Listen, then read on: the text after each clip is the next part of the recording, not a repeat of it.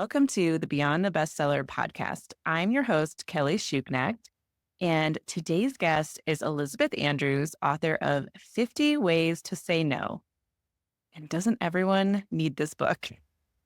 Let's get started. Hi, Elisabeth. Thank you so much for joining me today on the Beyond the Bestseller podcast. I wanted to start out by having you introduce yourself and tell me about your book and your business and what you're working on. Great. Yeah. Thank you so much for this opportunity. So I'm Elisabeth Andrews, and my day job, I'm an independent contractor. I work with universities and government agencies mostly when we need to translate science and understand its implications for the real world.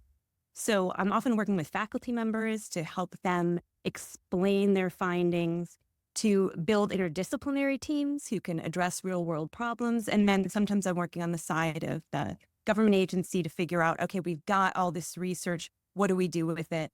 How do we update our policies, our public services, our regulations so that it reflects the best knowledge out there? So that's the context that I've been operating in. And what I kept noticing is that the people I'm working with, especially the women, they're devoted to addressing the most pressing problems of society. These are the most committed, wholehearted, hardworking people, and they are not okay. They are burned out, they are stressed out, and they don't know how to have boundaries, how to ensure self-preservation, right? So there tends to be this feeling like, okay, there's selfishness on the one hand, and I don't want anything to do with that. And then they shoot all the way to self-sacrifice.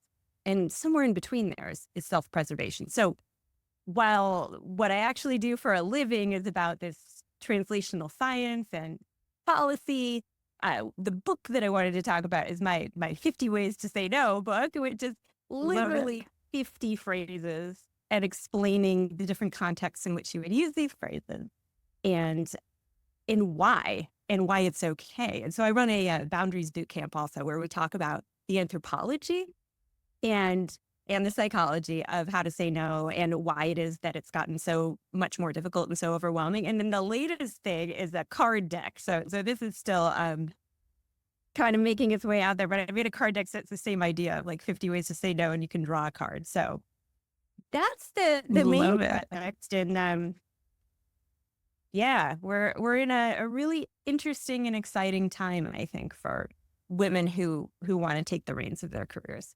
Yeah. So I love the card deck. I had not seen that already. So is that the idea, kind of like you have it on your desk and you can when you're struggling with something, you can flip through those and come up with ideas for how to say no? Totally. I've got 5 different ways I've come up with so far to use it. One I like is you could just draw a card every day and challenge yourself to use it. So I just drew a card. I'm not the right person for that. Right. Your alternatives for that phrase, that's outside my scope, or I don't have the expertise. And what I wrote on the card there is that these phrases let people know what to reasonably expect of you and keeps your attention focused on your unique responsibilities.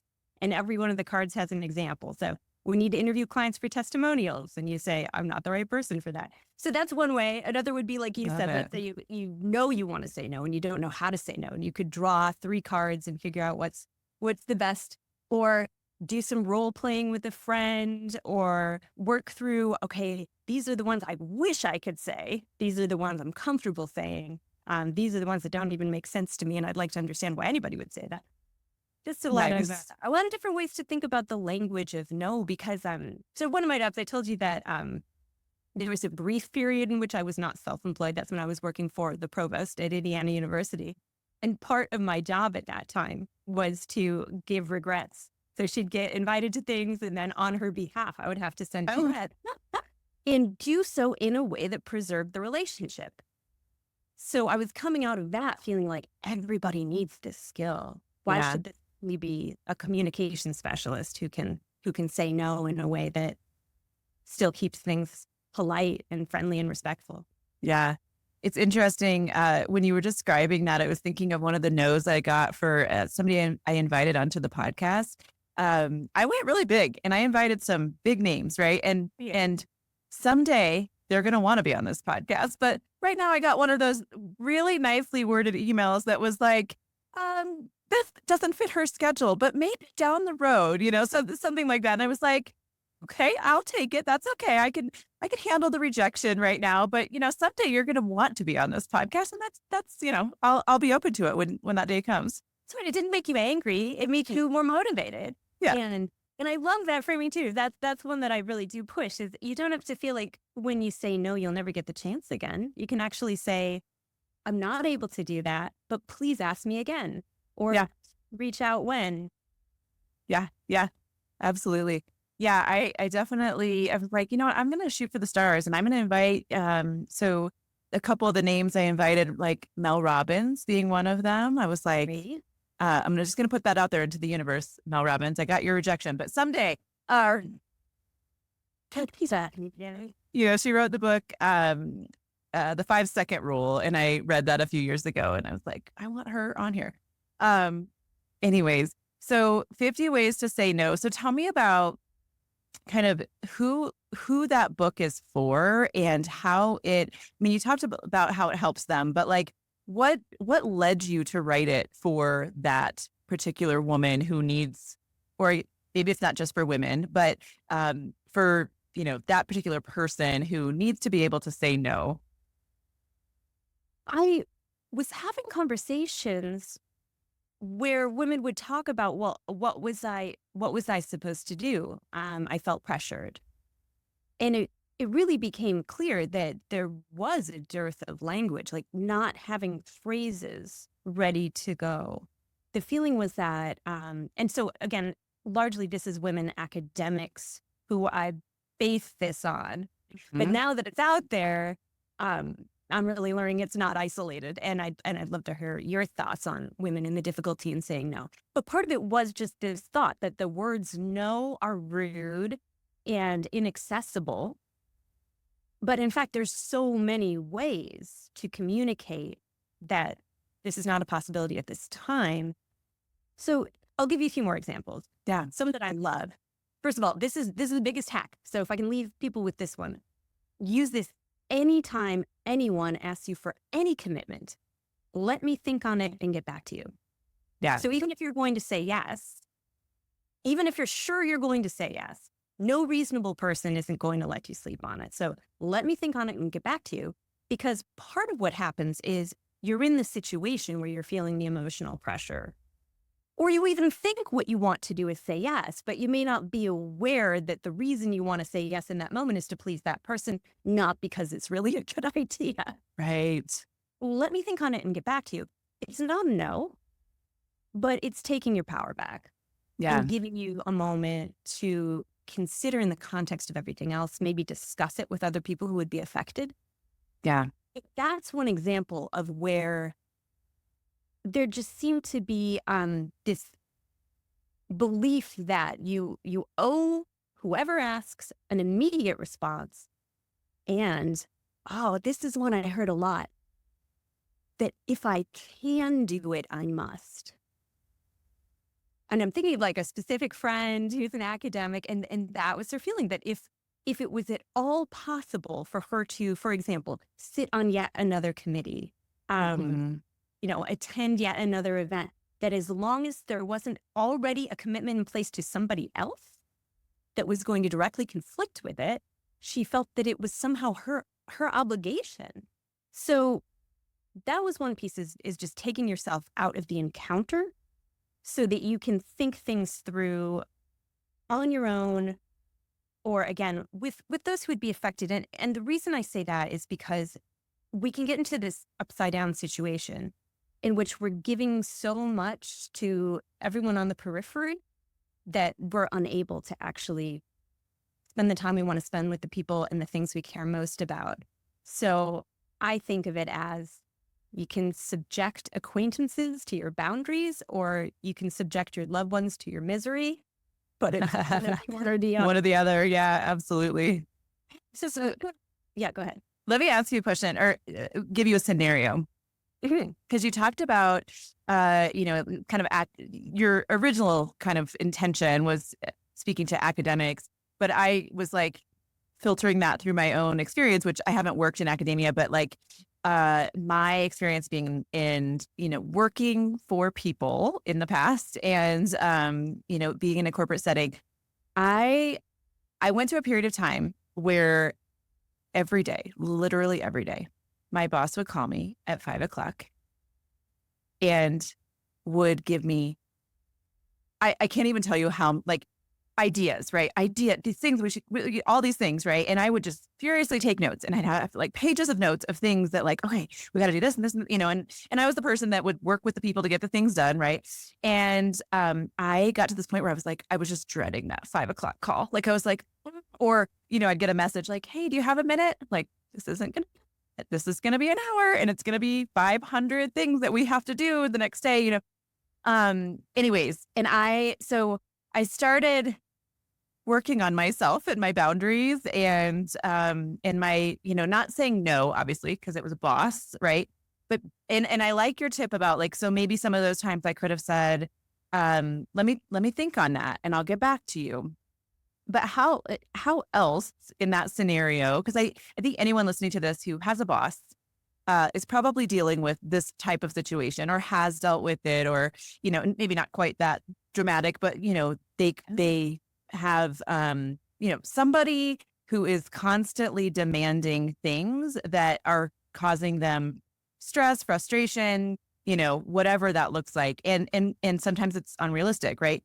But I love what you were saying, like you go to that, like, if it's at all possible, we can get this, we can do this. I can do this. I can get this done by that time, right? Even if I have to work till 10 o'clock tonight to get, so what are some other ways in that scenario to say no or to set boundaries with a boss?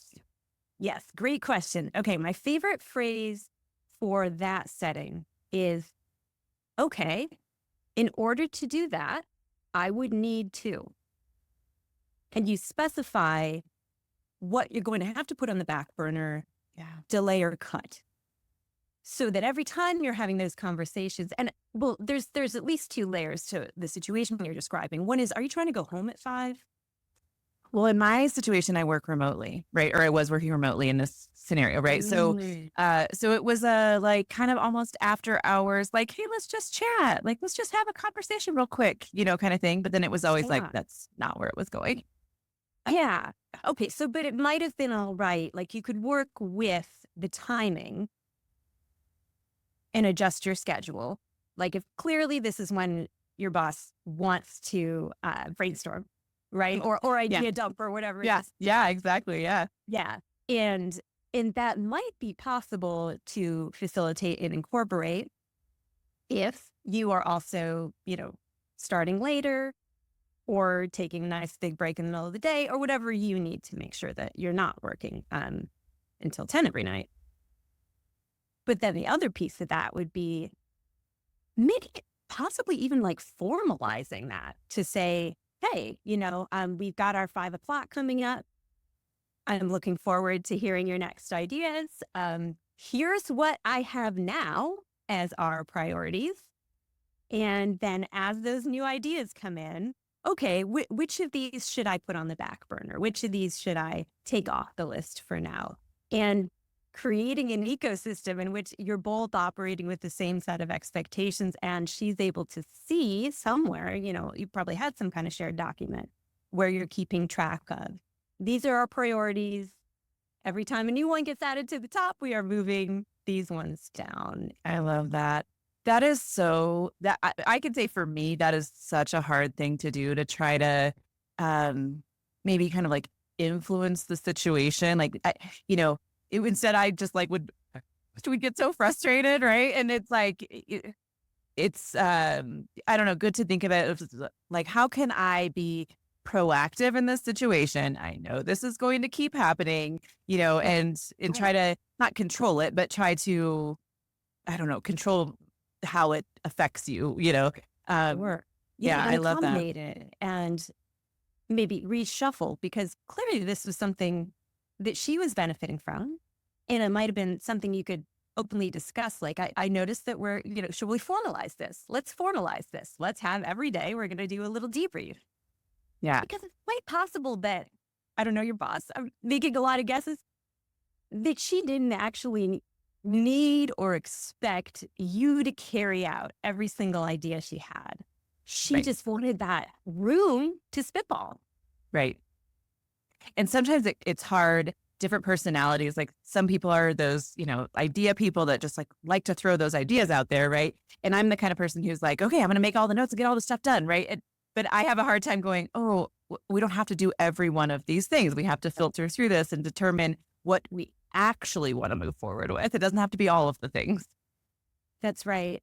And I mean, full disclosure, this is one reason I did leave my job and have continued to be self-employed is because that's what happens, the mission creep and the sense that the accountability only flows upward. Like I must do everything I've said I would do, but my supervisor doesn't have to follow through on Right. anything Right. I said we would do. Yeah. Yeah. So I appreciate that that is definitely a structural issue. And that when you're the employee, you do have to accommodate the patterns and needs of those above you to the extent that you can. But it also means that you've got to know and be able to communicate what's on your plate Yeah. and make boundaries part of your planning. So another one in the, I have a section on at work. And I think in terms of policies and that you have your policies and you communicate that with your supervisor. My policy is I log off at 5. If it was that, then you'd have to say, okay, so if you would like me to shift to having these later work hours, then this is how I'm going to do it. And I have a policy. So in the academic realm, a really good one is like, I have a policy of serving on no more than 2 committees at any given time, or Okay. no more than however many dissertation committees. And then it's not personal. It's not that I'm rejecting you and your request. It's that this is my policy and it fits into a structure that I really carefully determined to be able to produce my best work. Yeah. Yeah. So in my example, like I think the red flag for me would have been the, just the frustration that I was feeling over the situation. But what are other ways that women can recognize when they're saying yes too often and when they need to start saying no? Thank you for saying that the frustration was the red flag, because honestly, your emotions are your yes-no meter. Mm-hmm. And we've lost the ability to just trust in that. But when you're feeling discomfort, that's legit. That's the message. When you want to do something, you know how that feels. Maybe sometimes an idea came up in those discussions or in other contexts where you're like, oh, or you wanted to start the podcast. What did it feel like when you wanted to start the podcast? Yeah, I'd love to hear. Like, when you're like, I want to do this. Well, I mean, excitement, right? Like I felt like when I started thinking about this podcast, to be honest, it was like late in the evening. And it was like these ideas were like flowing. And I was like, oh my gosh, this is who I want to reach. These are the guests I want to have. This is how I want, and just like, and I spent like maybe a couple of hours just kind of like daydreaming about it, or like, I don't know, kind of taking notes and thinking about it. And in that, I was just like, this is so exciting. Like this is, I was just like, could not wait to take the next step. So does that answer your question? Yeah, absolutely. I love it. You're describing this expansive feeling. And like everything's just flowing out of you. And it's almost like you just have to get out of the way because something wonderful is coming through. And then can you describe that feeling that you were feeling with your boss and the frustration of having more and more seemingly to-dos dumped on you? Like, how did that feel in your body? Yeah. Well, I mean, yeah, like the opposite, right? Like, I mean, I can say like whenever I would get that message of like, hey, do you have a minute? Or, or just like a phone call or whatever, like that tenseness of just like, I don't want to do this right now. I have other things I need to get done, or I was ready to like end my day and move on to the next thing. And, just feeling like overwhelmed and, anxiety, overwhelm, stress, all of those things. We're on a video call, so I can see you like clench your teeth, and it's like I can actually see you contracting. Yeah. I don't know. This is universal. I think we we feel these things in different ways, but it looks like for you, when you feel that expansive feeling, that's how you know it's a yes. When you feel that contracting I feeling, that's how love you know this. it's Yes. Yeah. a no. And so I'm a huge proponent of journaling, and I think you can get possibly all the answers you need about what's best for you just from this practice of radically honest communication with yourself. The beauty of the journal is you can shred it after you've written it down if you want, but having some space in which you can articulate those bodily sensations. And a big one, Mm. unfortunately, people pleasers, there's been scientific research on this, are more likely to experience chronic pain. Mm. Okay. We really do. I mean, I think I'm on the way to recovery as a people pleaser, so I won't necessarily, but when I say we, I mean, we internalize this. That Yeah. contraction you're feeling is this pressure, that builds up. And then the pain is trying to communicate, unless there's a structural issue or something, obviously. But when there isn't, and we're just having these it's this tension. Yeah. So if you're having physical pain, that's a sign something is wrong. Something that your body is trying to communicate to you. And I know that's Yeah. getting pretty new agey. I didn't mention I've been a yoga teacher all this time as well. Okay. Love it. Yeah. So the journaling piece of that. So tell me about what are your best tips for journaling? I love journaling, and also a lot of times I'm like, I don't know what to do. And I've picked up different practices over time that I've kind of tried, but I don't have a consistent approach to journaling. So what do you recommend? Yes. Oh, I could talk about this all day. And I am going to do a start your journal workshop. So I'll let you know about that. Maybe Oh, we can love it. share that in Okay. the show notes. And I've been Yeah. doing a 21-day January journaling challenge for several years, and I'll be offering that as well. But just to give Nice. people a taste of it, I'll do this where you get to try 3 different approaches. So I'll share what those 3 different approaches are. One is that it's called morning pages. You may have heard of this one, Julie Yes. Cameron. Yes, I've done that. Yeah, so that's the most common I think a lot of people have heard about, where you really try to just transcribe your thoughts. You just try to get out whatever is happening in your stream of consciousness. So that's one. And then a little bit more structured and really lovely, but not necessarily pertinent to this discussion, is the gratitude list. That's another one that's very common, where Mm-hmm. you write out what you're thankful for. But the one I'm going to recommend for this situation, and it's probably my favorite, is you write in dialogue. Okay. So you could write, okay, here's Elisabeth who is saying yes to this, and here's Elisabeth who is saying no, and they're going to duke it out. Oh my I'm going to write gosh. in I the love voice of the this. person who is advocating for the commitment, and then switch roles and write in the voice of the person who is advocating against it. So, or you could do it as it's me and I'm dialoguing with my internal wisdom, or however you relate to, a larger intelligence.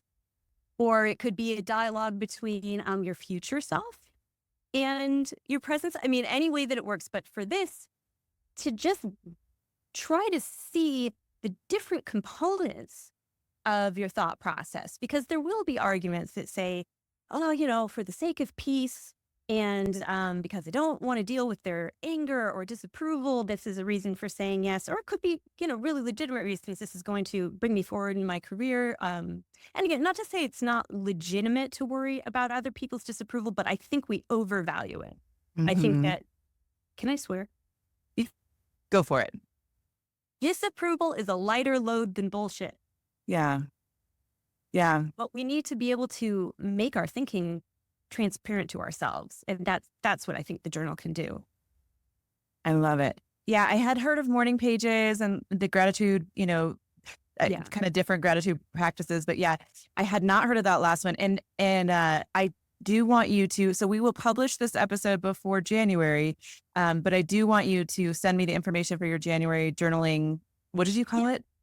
January journaling challenge. So I have a Okay. highly curated set of 21 daily prompts that's going to take you on this journey where you really develop the habit and also get comfortable with being able to write modes, and just learn a bunch of different journaling tools. Okay. So I will add that into the show notes, and also I will do it. Oh, wait, yeah, you are going to love it. Yeah, I'm sure I am. Really have been looking for like, what is the best journaling practice for me? So love that idea. So I know we're getting close on time. My goodness, it goes so fast. I love hearing about your book and all of your tips for women. So just to kind of close us out, I would love to hear from you.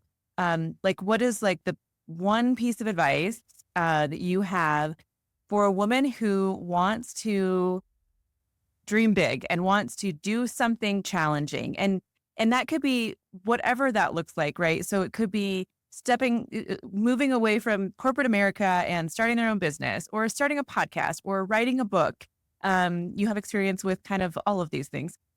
So what is that one thing from your book that you would want that person to learn and hear from you? To take your feelings seriously.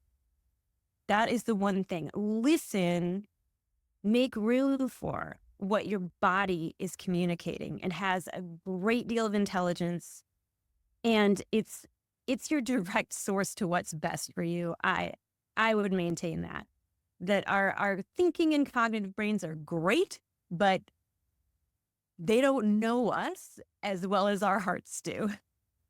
Yeah. So as a person who is starting out on my own, going out on my own and starting my own business, um I love that, because I think there was a lot of years where I wasn't listening to my body and my emotions and what was going on.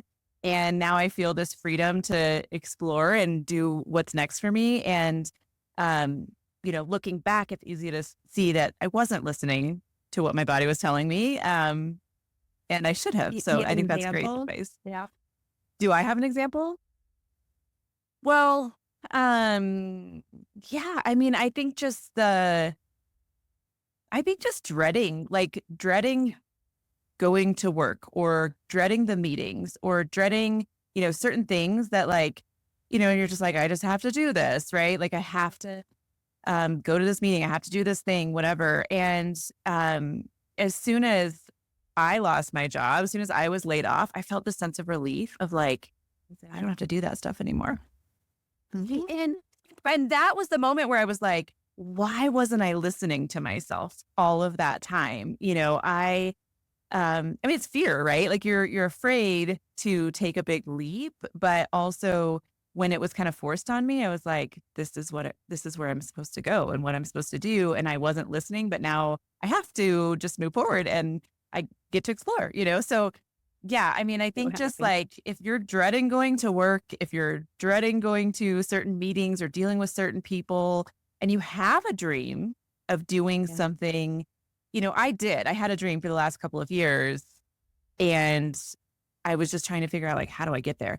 Right. But I think if that is inside of you, it's not going to go away. So listen, and maybe, do the January journaling practice and journal your thoughts through it. And maybe You're gonna get some 2025 is the year to take that leap. you're gonna get some interesting insights out of it, I promise. Yeah. Awesome. Well, thank you so much, Elizabeth. Thanks for being on. And we'll have the link to your book and your journaling exercise in the show notes, and anything else you want me to include in there. So thanks for Thank you being so here. much. This was great. Looking for a community of women writers to support and inspire you on your journey? Join the Author Power Circle.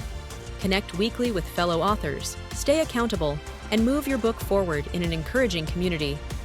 Learn more at kellyshuckneck.com.